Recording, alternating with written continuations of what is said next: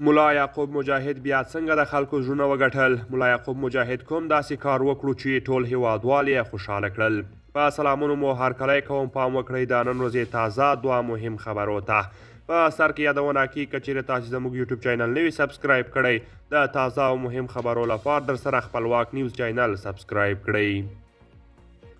د دفاع وزارت سرپرست د مخکني حکومت جنرالانو سره لیدلي. د دفاع وزارت پر خپل ټویټر پاڼه لیکلي چې د یاد وزارت سرپرست محمد یعقوب مجاهد او لوی دستریز فصیح الدین فطرت د مخکني حکومت له یو شمېر جنرالانو او چارواکو سره لیدلي دي.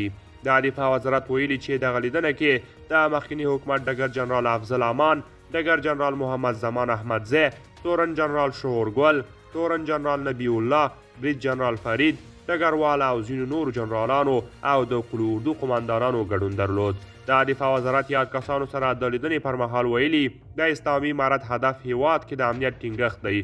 نوموړي ویلي اوس د دې وخت دی چې تیرو زخمونو ته پټۍ ورکړو. موږ باید تعصب ختم کړو او دغه تعصب ختمول اخلاص او مینې ته ضرورت لري.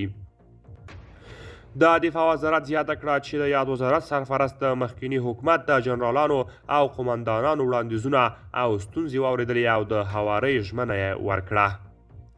بلخوا امرالله صالح وایي پاکستان د افغانستان له وضعیته ډیره ناوړه استفاده وکړه. د افغانستان د پخواني ولسمشر لومړی مرستیال امرالله صالح ملګرو ملتونو کې د پاکستان استازي څرګندونو ته غبرګون ښودلی.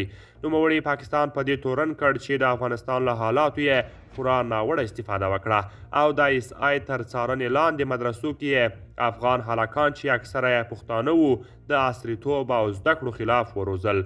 په ملګرو ملتونو کې د پاکستان سفیر منیر اکرم په نیویارک کې وویل د طالبانو له لورې د ښځو د زده کړو او تعلیم مخالفت د پښتنو له کلتور سره تړاو لري.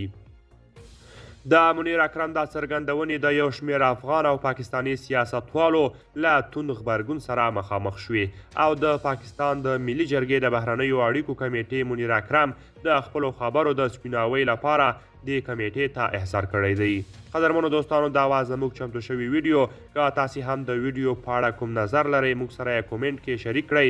تر بیا ښې چارې.